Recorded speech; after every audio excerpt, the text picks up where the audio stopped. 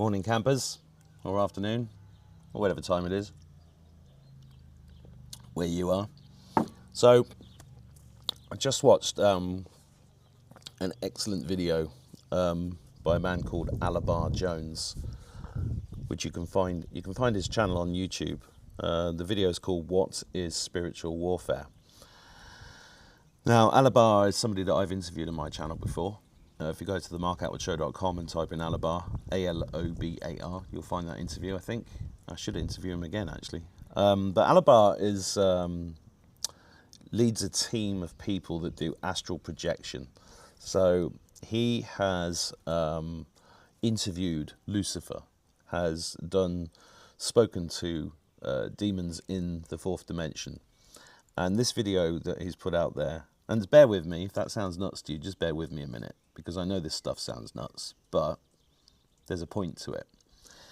And the point is that he's reminded me of something in this video, and also taught me something. What the gist of his video is that to explain the gist of his video, I'm going to go back a couple of weeks. So a few weeks ago, I was speaking to somebody who was quite young, in their 20s, and was in our healing centre in Ireland, and she was looking at a thing on our shelves called the Detox Kit. Now the Detox Kit, that's what we call it, and it's got NAC, nattokinase, bromelain and curcumin in it. And she asked me, what's this, what does it detox? And I went, well, you know, people who've had that. And then she looked at me and I went, have you had one of those? And she went, yeah, 4. I was like, okay, well, your journey's just beginning, is what I actually said. And she had a look of terror in her eyes, and I said, look, it's okay, we have the solutions here.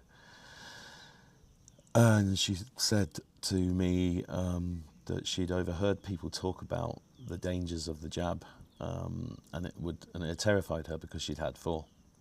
And you know, it was on one hand it was heartbreaking to see this young person who'd had 4 jabs. On the other hand, it was extraordinary to see the fact that she was obviously waking up.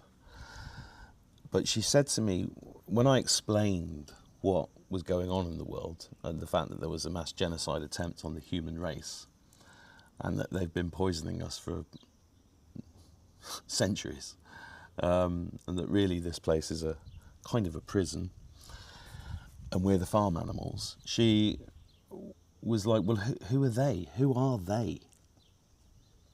And it's a very good question. It's a question that kind of stops most people believing in the conspiracies. Not conspiracy theories, in the conspiracies against humanity. Because they can't imagine that people in government would do anything wrong to them, or that anybody on the TV could possibly be lying to them, or that teachers in the schools or the universities are lying to them, whether they know it or not. That's the big jump. So the question, who are they, is something I've been asked a lot over the years. And this video with Alabar Jones is very interesting because he has a team of people that do remote viewing. If you think remote viewing's nonsense, then you obviously don't know, you haven't done any research, because the amount of money spent on remote viewing by the Russian military alone is greater than they spent on nuclear weapons. I mean, it's huge amounts of money. Go and research remote viewing. It's a serious skill that we all have, actually. But Alabar Jones, through his work, has built a team of people that are working together to save humanity by working on the demonic entities in the fourth dimension. And by remote viewing, they can go all over the universe, and they come back with some interesting stuff. And the gist of this video that Alabar Jones, I'll post it near here if I can, wherever you're watching this. I'll post a link, or I'll post the video on Substack, or I'll post the video link on X, or wherever I can. The gist of it is that these bad guys, right, these entities that control humanity through puppets on, on Earth, just look at the politicians. They're obviously puppets. That's the beautiful thing about COVID. We now see how puppet-like they really are and have been over our entire lifetimes, and how they've never passed a single law that helps humanity one iota.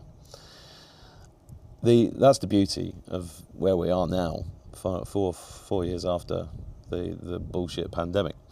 But he talks about the fact that they have one weapon that they've managed to convince us doesn't exist, and that is magic.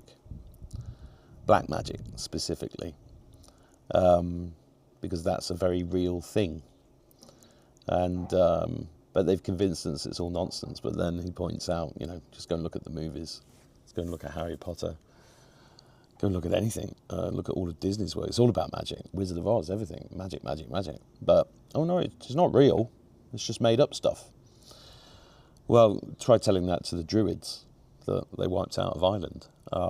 Magic is very real, because magic is about intention and thought, and things like our language are used to trap us. Anyway, the point is, and I'm making this video really to get you to go and look into this subject if you're interested, because the black goo is a very, very interesting subject. And when I heard Alabar talk about this morning, it immediately reminded me of a man called Max Spears. Now, Max Spears was a super soldier.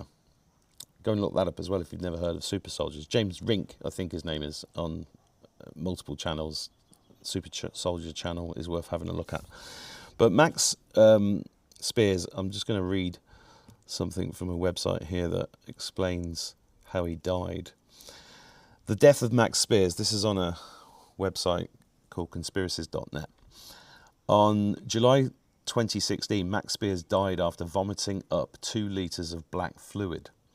Spears had been due to give a conference in Poland about UFOs, government cover-ups and black magic, and was well known for his views on the topic. While this alone would have been enough to rouse suspicion, Polish authorities consider it a death of natural causes, causing distress to followers of Spears' work and of course to his immediate family.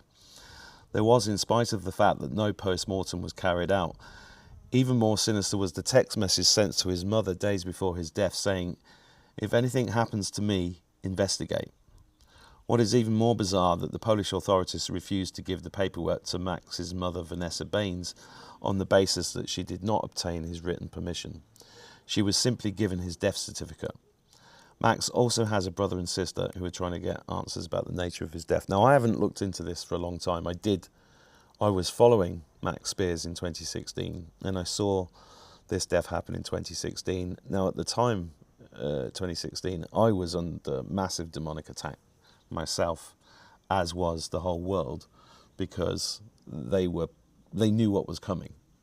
I'm talking about these fourth dimensional entities. They knew what was coming. So they were trying to attack anybody that was going to affect them in a negative way. And Max Spears is a hero, really, because he lost his life trying to bring this information to the forefront.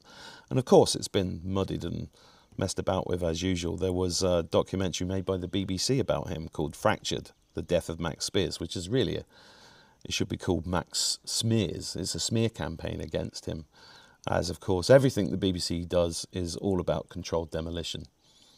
I mean, just go and look at their documentaries on Jimmy Savile and their dramatisations of Jimmy Savile, all looking as if to the layman that they're exposing this monster that they employed whilst they knew he was a pedophile for 50 years. So the black goo is extremely interesting because there's a lot of theories about, and black goo's been in our culture for a very, very long time. If you only look at the film Lucy, the film with that woman out of the Avengers, can't remember her name, Scarlett Johansson. In that film, she literally turns into black goo at the end of it. There's a Star Trek episode from The Next Generation, which I pulled up here somewhere, which is called, I think, The Evil Skin, or The Skin of Evil. Let me just see if I can pull it up. I've lost my page, but what else? There was another one that crossed my mind. Yeah, Spider-Man, Venom. It's kind of his black goo. And so there's two schools of thoughts about black goo.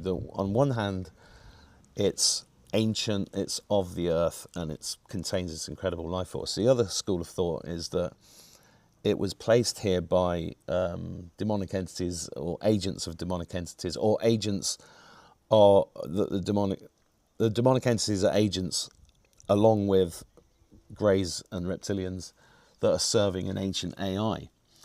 And one thing that Alabar talks about is the fact that members of the Order of the Black Sun, which is a very high level secret society, will drink a cup of this black goo, which will then take over their body, and because it's AI, it will fix their body, make them live a very long time. It will also increase their IQ to like 200 and more, but get rid of all their empathy and control them, which is kind of like the ultimate in demonic possession, which would explain why you've got these people leading countries all around the world that obviously don't give a fuck about us humans, right?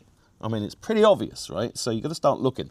Like that girl in the healing centre, you have to start looking into it. And nothing else makes sense because, people like me talk about 22,000 children go missing every single day since the Second World War. That's 1 billion children. That's official statistics. People say, oh, it can't be true. 22,000, that would be a hell of a lot. Yes, it's 1 billion children since the Second World War. Why? Where do they go? What happens to them? So, the Star Trek episode was called Skin of Evil. Yeah, found it here. I'll try to put that in the one of the popular characters in Next Generation gets killed by it.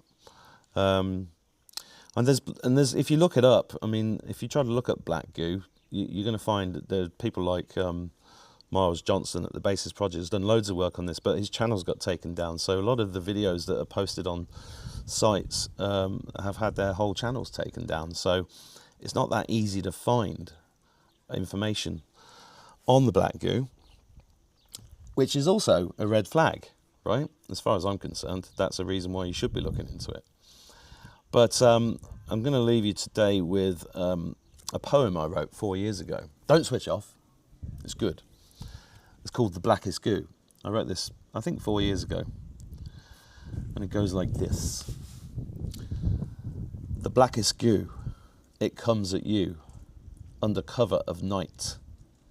It whispers gently in your ear. It takes away your light. To loving friends, you look the same, but your essence is gone.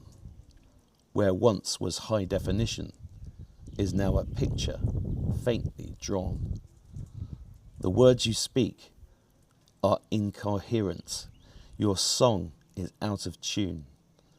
Its darkness consumes and eats away till you're wailing at the moon. It tricked you into believing that all you say is true while salivating on your soul. Beware the blackest goo.